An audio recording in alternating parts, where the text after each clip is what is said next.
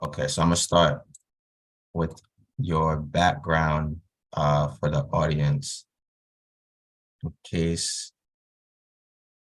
anyone is unfamiliar. So once again, Dr. Campbell, thank you for joining me and joining us here on the Global Black Forum. This is actually episode number 2 of a new podcast created to connect the African diaspora across nations, sectors, and generations. Again, you've done a lot of work and you are the perfect guest, I would say, to have at the beginning of our show, being the first Black woman elected to the office of Vice President in the Americas, serving as Vice President of the Republic of Costa Rica and Minister of Foreign Affairs between 2018 and 2022. You are an economist by trade, as well as an avid and an astute human rights activist for women's rights, as well as people of African descent and people all around the world. Also, you are one of the founders of the Citizens Action Party, and you ran for president in 2010 as well as 2014. You've written many books and articles on different topics, including social inclusion, democracy, political and economic participation of women, sexism and racism, among other topics.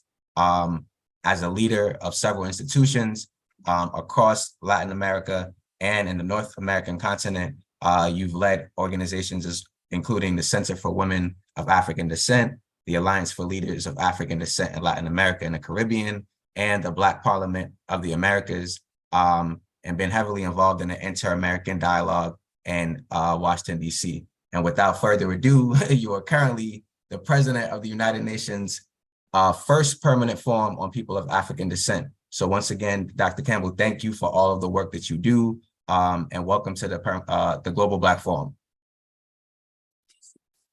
Thank you so much. I'm so grateful to be with you and to share with you a part of my experience as an activist and also as a politician in my country and internationally. Thank you. The honor and privilege is ours. So I just want to move quickly because, again, I know you have many things to do. Just for me to not get too deep, but just to shed a little light for our audience and viewers, Costa Rica has a rich history, which includes indigenous populations and a colonial past with Spain, as well as involvement of Mexico. You being a woman of Afro-Costa Rican and Jamaican heritage, and also being named after your grandmother, I wanted to get your opinion on Costa Rica's history and your family history. Considering your family status, I wanted to know what is most important to you. Thank you so much. I'm a part, as you know, of a minority in my country, but as a woman of African descent. But I understand me as a part of a big history, not only the history of my country, Costa Rica, but as a part of a history of millions of people of African descent here. And that's why for me it's so important that you remember that my grandmother, Epsy Patterson, came from Jamaica. We are Jamaican descendants in this country. What is the most important for me? First, I born in a family that understand since the beginning that we have our own history as Black people in Costa Rica.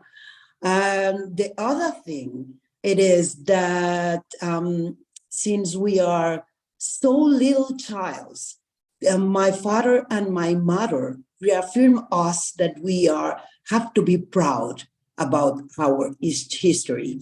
And that it's so important because we born and we have our life in mestizo society, the society that understood them as white people in this part of the world.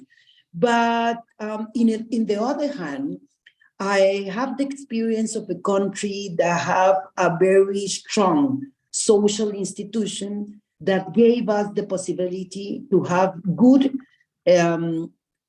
education, good public education, and also good service of health, and also the possibility of my father to be the first in their generation to be a professional as an economist, my father. Then we learn a lot about the possibility to use that social institution as a tool to make our own history. And that's why when I was a child, I studied music in a public institution. Also, I have the possibility to make up very different sports. And also, the public service, we have a very, as Costa Rican, Costa Rica is one of the countries in Latin America who have really only less than 20% of the population are poor.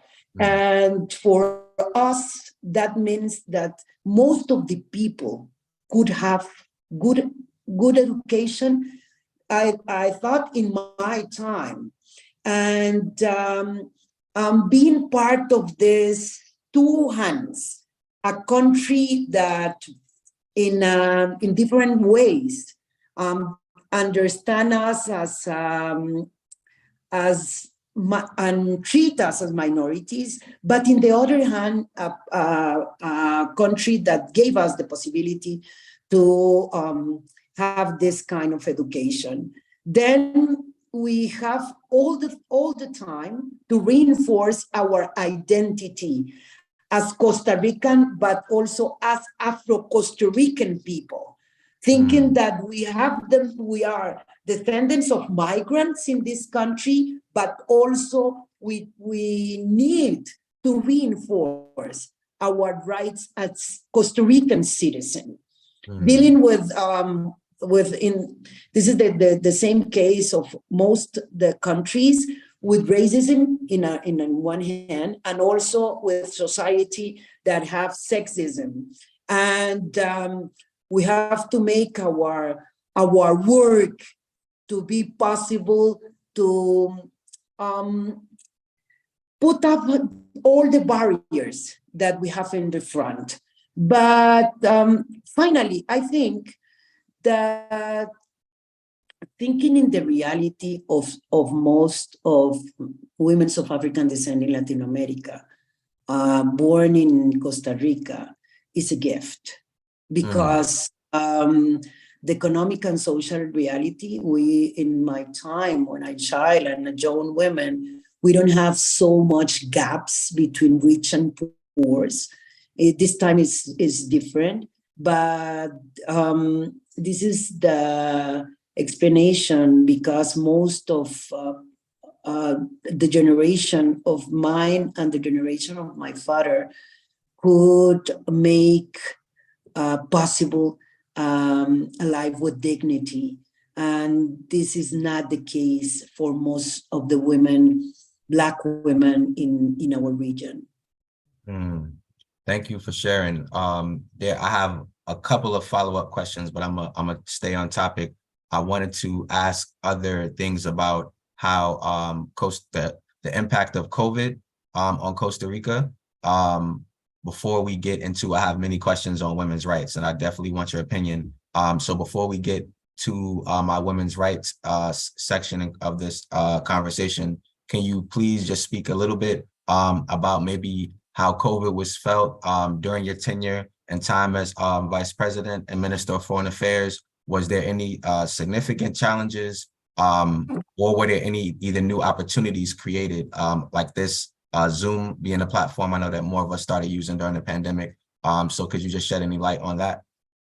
Yes, the first thing is that I'm so proud about our work as government to deal with the pandemic of COVID-19. Because if we see the data, Costa Rica could make possible for all the people to have not only services, but also the possibility to deal with this enormous pandemic. And being vice president in that time, we make an emergency work trying to understanding how the pandemic could make difficult things in all the population.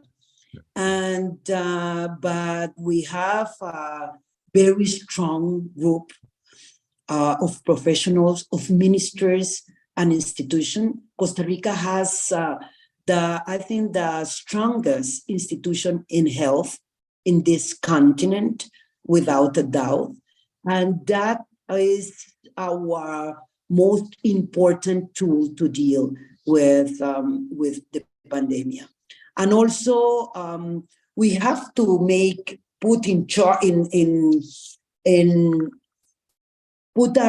this is national plan. We divide our country in regions to have different leaders of the government to deal with the different geographical region in our country. We have vaccines for all the people, and that's a very important thing. We have the possibility to give to the people an amount of money, those who lose their works. And also we have a very important relation with civil society. Then the data tell us we have a very hard work. But with the work with the institution, the institution that have a very large experience with health and also experience in education, a very powerful public services, give us the possibility to lead successful the pandemic in Costa Rica.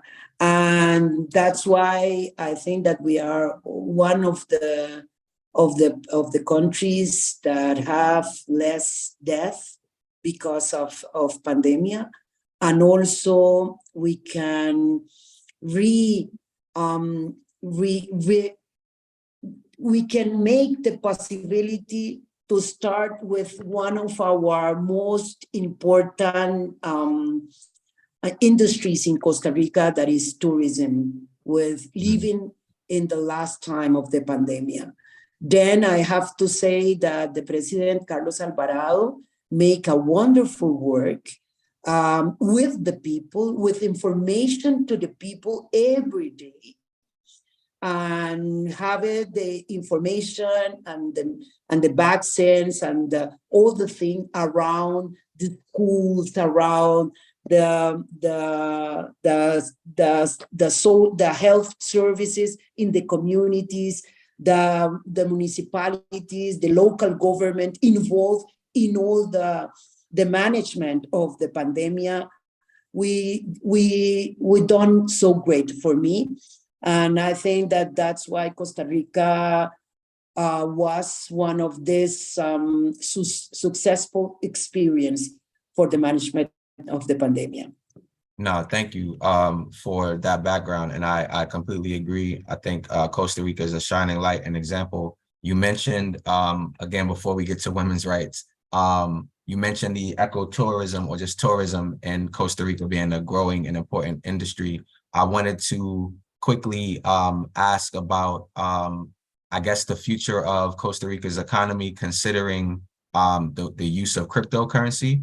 I wanted to get your, I guess, opinion on how people have been adjusting. I know America, I think, it's becoming more widespread. And I think also in Europe, I think crypto is definitely going to be here to stay, or just digital currency. So I just wanted to, knowing that Costa Rica is also an example of crypto being successfully used, could you please give any thoughts there?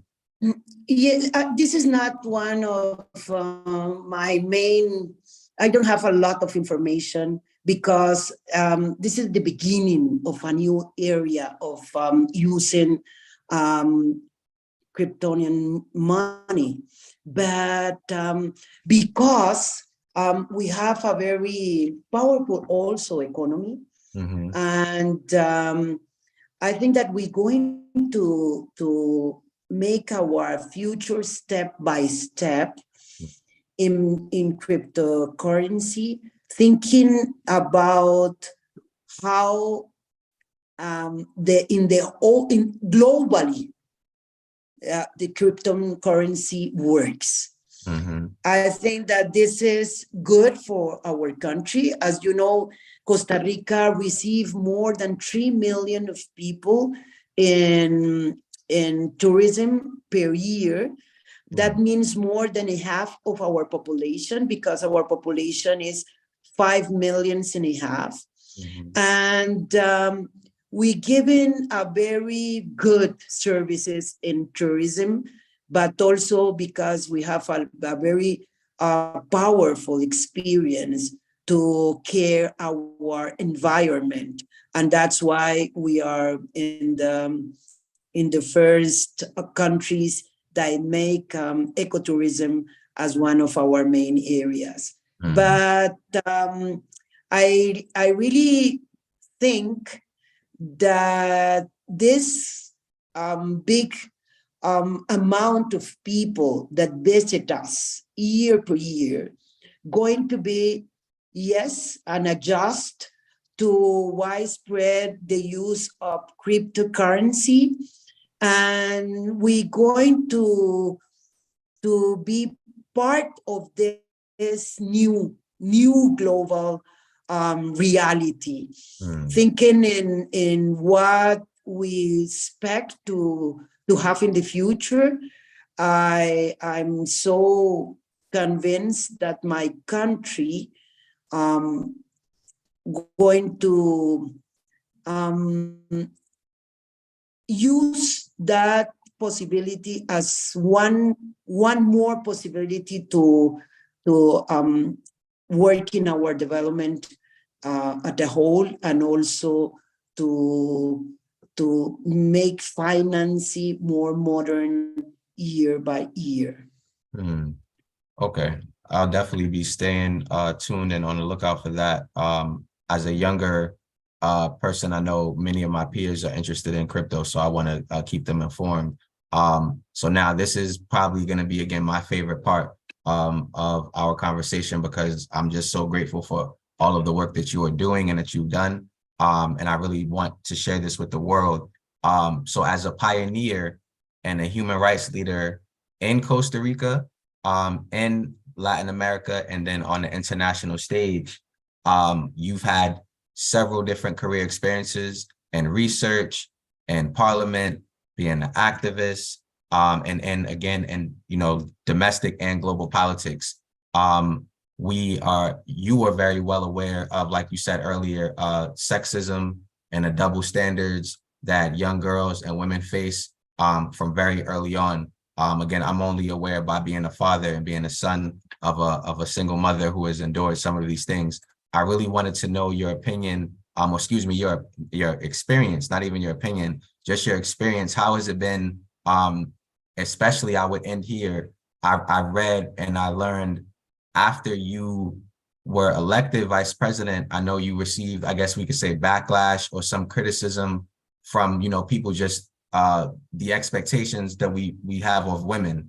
I just really wanted to, again, get your experience on how it's been being a phenomenal person, a phenomenal mother, and again, a leader for all people, not just women, leader of men as well. Thank you so much.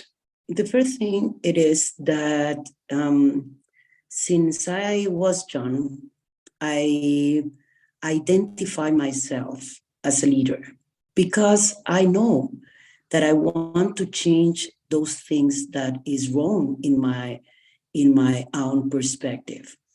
And that means, I think that all the people have to take inside conversation in two ways. The first one, it is which are my own objective of life.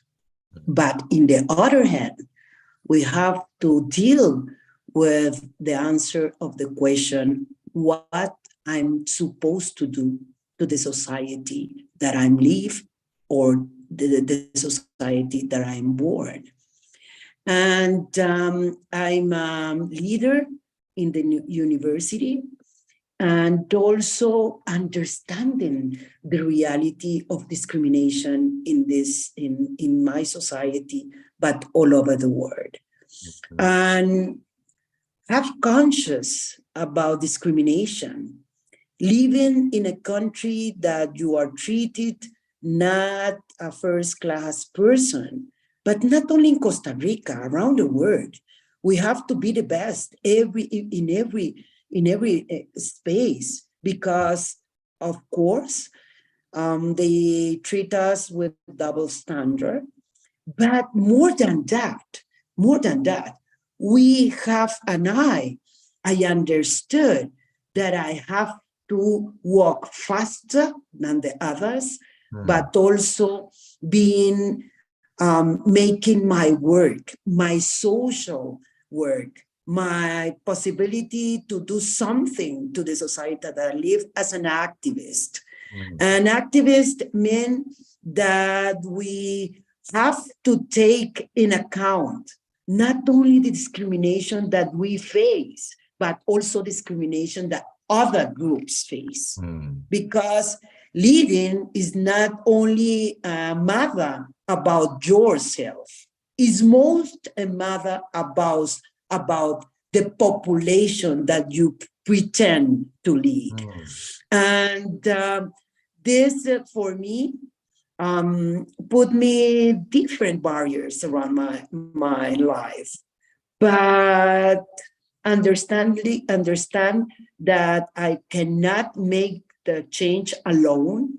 That's why I involve and I create in the early 90s an organization that's still alive until now.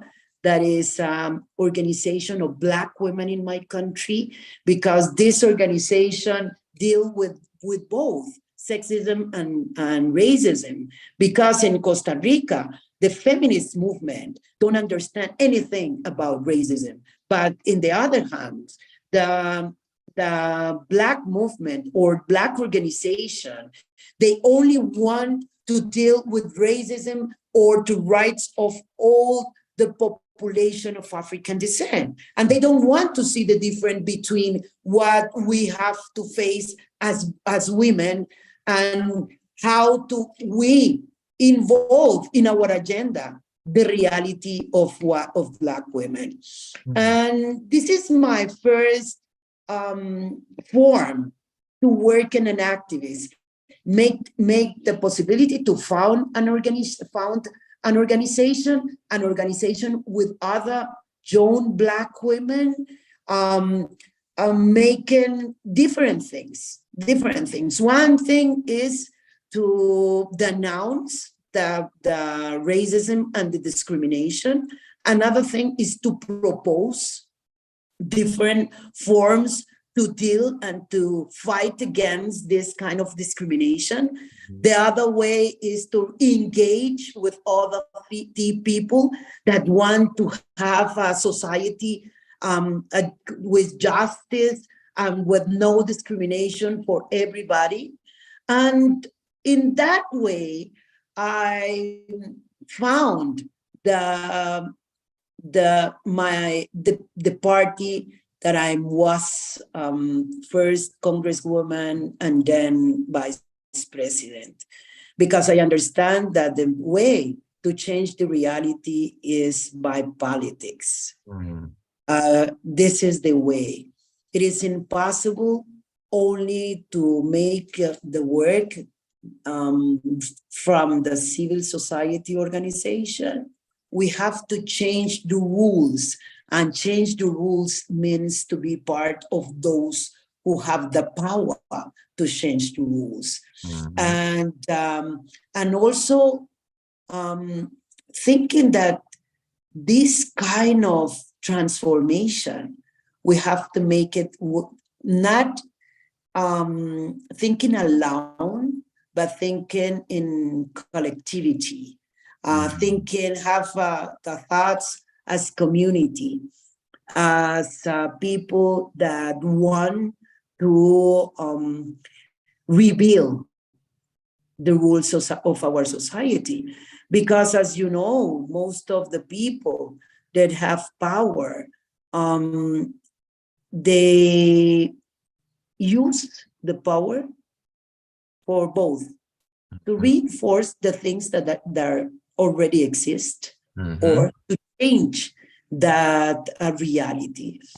And being a Black person, understanding since I was a child that I have to fight for my rights and to fight for the rights of those who can't make it. I involved with civil society, also using the academia as a tool to transformation, to put the information with a real perspective, a perspective that cannot reinforce the discrimination or the exclusion for different groups of people in our society. But also, since the beginning, since my beginning as an activist, I understand that I'm part of a larger population of people of African descent. I'm not only a Costa Rican citizen. I understood that. I think that since I born, I've been part of people around this part of the world, the Americas and the Caribbean. The Caribbean because I am a Caribbean descendant, but also I'm part of those who have this citizen, the Black skin citizen. And for that, I make a big effort to create network with Black women in Latin America. I've been the coordinator of the first network of women's of African descent of the Latin American, the Caribbean. I've been the coordinator for 5 years. I create a forum in Central America with women in the regional integration to put the interest of all the women with diversity identities as part of the development agenda in Central America. Also, I create and I promote the participation of young people and women to the third conference against racism and racial discrimination in Durban. I have this sense, international sense, because I know that is mostly impossible to end the racism in my country, and the reality in all over the world is the same. We are working with a new pact, social and cultural pact. And this is not only in Costa Rica, this is not only in Central America. This is a new pact for understanding our rights as human rights and being treated all over the world as person of first class, and working that implies to working together with a large of people around the world, but also around this part of in the Americas, with people of US, of Brazil, etc. Thank you, Dr. Campbell, for your elaborate explanation. And again, all of the work that you have done and are doing, that was, again, like I said, very important to me because I wanted to elevate that. And then something else that I would mention that you've been involved in as an initiative that's important and benefits all of us as a diaspora. Before we pivot to the PFAD, in January of this year, you sent a letter to Pope Francis and was very poignant and explicit about reparations. Among other things, you mentioned that the Catholic Church should ask the African diaspora for forgiveness for its complicity and direct and indirect encouragement of crimes against humanity. firstly, again, I will just want to say thank you for something like that, because I think that's an example of the many things that we could do to hold institutions accountable. I wanted to know, have you received any response from the church? And I wanted to also know, why is it important to hold international institutions accountable?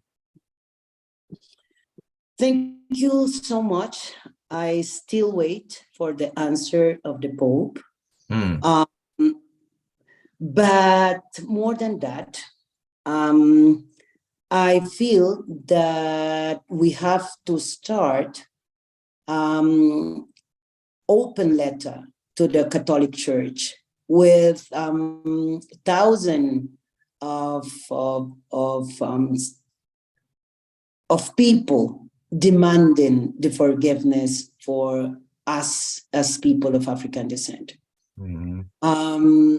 We cannot make an act, an important act, that I made it in January to give in his hand, in the hands of the Pope, a letter that I gave him, and do nothing after that.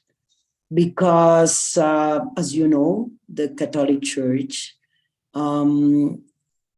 make a different statement for forgiveness for indigenous people in this part of the world, in different moments of the history of the Catholic Church. And they don't done anything about us, about thinking in this part, in the Americas. This is the region who have more Catholics all over the world. And in Latin America, most of the people still being Catholic. And we are here more than 200 millions of people of African descent. And thinking in reparation, we need to start for not only the forgiveness, but also the acceptance of the reality that all the people and all the institutions that were involved in transatlantic traffic of millions of people from Africa to here. It is a necessity to us, but also to our ancestors, that they make this recognition about their involvement in the most in the tragedy that is unacceptable, and put that millions of people, not only in the past, but in the present, in a condition without all the rights that we have to have. Right. And that's why I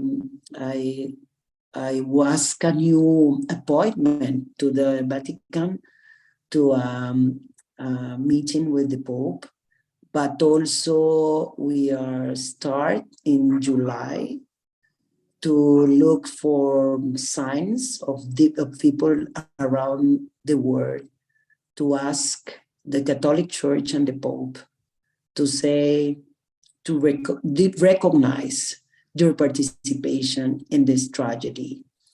And also we have the right to listen forgiveness because our reality, it is like this because this tragedy.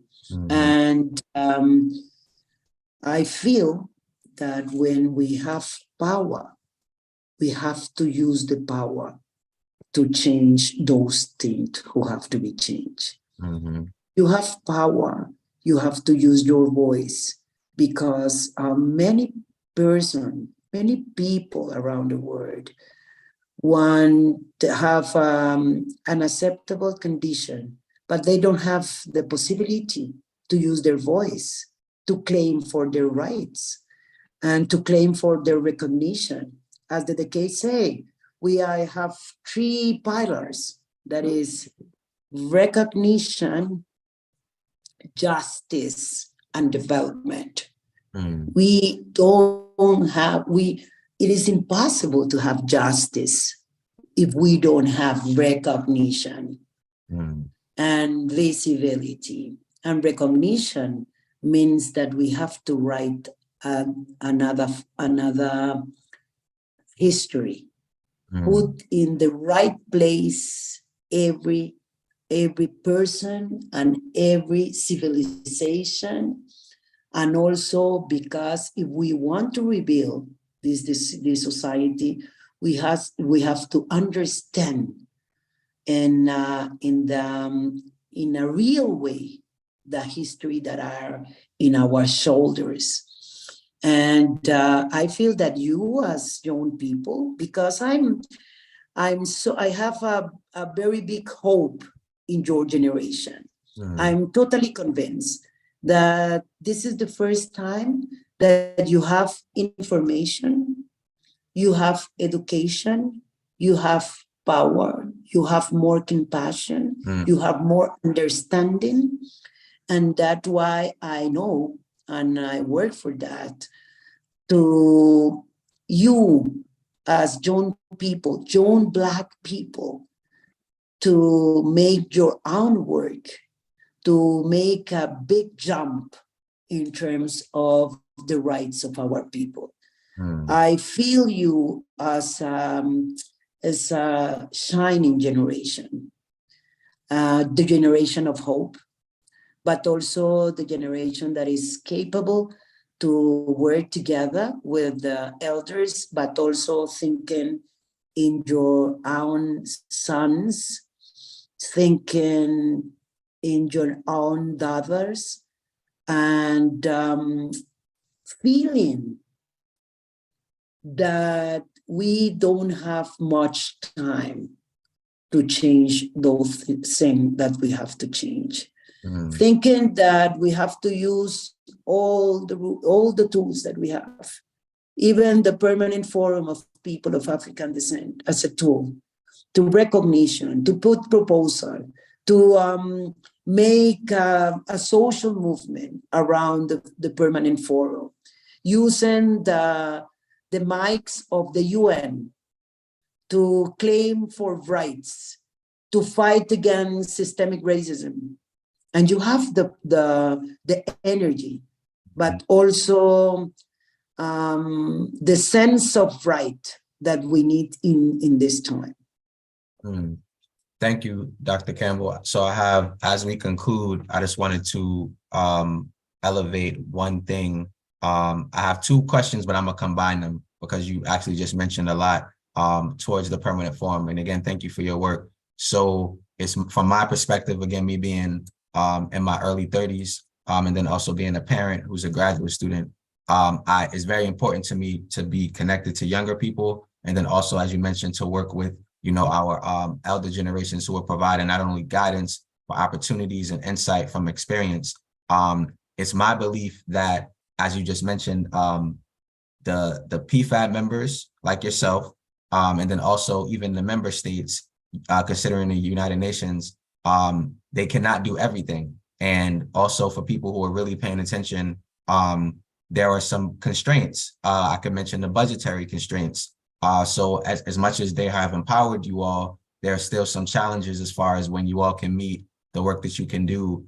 So one, I wanted to just get your opinion briefly on thoughts about being able to help civil society. How can civil society help support the PFAD as far as budgetary support, being able to raise funds or hold member states accountable? I think I look at the Security Council, the Security Council benefits from African diaspora or Africa in some way. US, France, UK, they have African descendants, they should be contributing money. And then lastly, like you mentioned, there's a lot of energy in the civil society space. And I really just wanted to thank and shout out the International Civil Society Working Group, because that's a collective of individuals who are very consistent and persistent with their activism, and they're in many fronts like yourself, some academia, some research, some politicians, some more tacticians. I wanted to know about the proposed idea from a member, Safiwe Baleka, about petitioning the International Court of Justice to get them involved as far as into an advisory opinion to be able to hold the UN accountable, to be able to move forward our social movement. I'm totally agree. I'm going to sign the petition first because I know that this is the kind of things that we have to do. First, because we have to understand that all the pieces is pieces of a big blanket, and all the pieces is needed to transform those things that we want to transform. And the role of the civil society is enormous. We as Permanent Forum, without civil society, we are nothing, almost nothing, because we have an isolated voice inside the UN, because they gave us a little money. They gave us a big mandate without all the tools that we need to achieve all the goals that they gave us. But that's why I understand that the petition of Safiwe Baleka is one of those things that we need, because we need to the International Court of Justice take our own reality as a reality to deny rights of generation. And thinking in that, I feel that civil society need to disseminate the information that the Permanent Forum have. The civil society need to be engaged with us, with the members, because we want to represent our people. We don't represent any government. We don't represent any big organization or company. We try to make possible the mandate for have the first declaration, official declaration of human rights of people of African descent. Because as you know, we have the first one since 1920, the Declaration of Black People of the World, written by Marcus Garvey. Yep. But this is the first one in the international government, UN government. And but for that, we need the support in different forms of the civil society organization. If they feel that we, as members of the Permanent Forum, are isolated, I'm convinced that nothing going to walk inside this enormous bureaucracy in the UN. And I want to thank you because your commitment, because this is the thing that the people have to do. We are allies in this fight. We have to understand the only thing that we have different responsibilities, but this is responsibilities thinking in the people that need us. Those who are in dangerous place, those who cannot think even to have food every day in their tables, those who need to make elemental things, to have health services, work, clean water. And that's why I want to end to make a call to work together, as people, as community, thinking in the present but mostly in the future. If we don't want to deal with the reality of systemic racism, for example, the only way is by unity. Unity, as Marcus Garvey said, we could have different perspective, but work together as people, work together with our main goal. That means dignity for all our people, but for all the people in the world. Because we cannot make the same thing to others. We have to understand that fighting for our rights is fighting for the rights of everybody.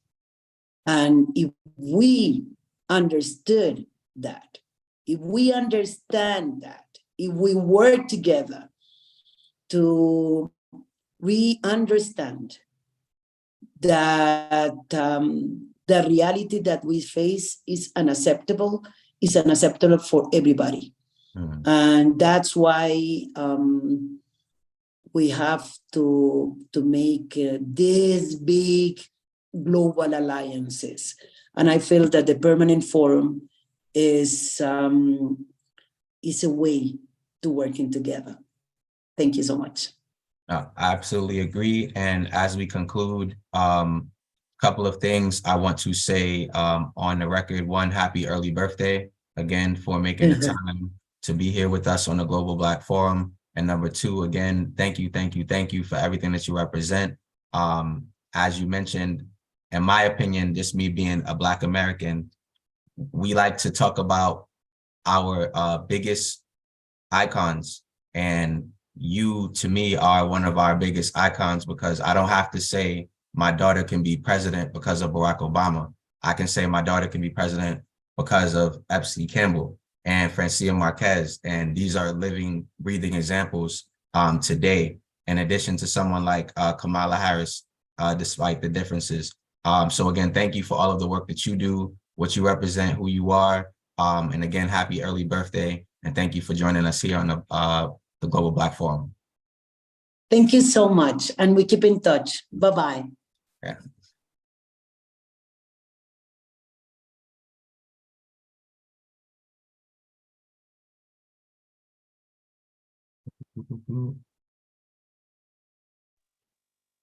Okay.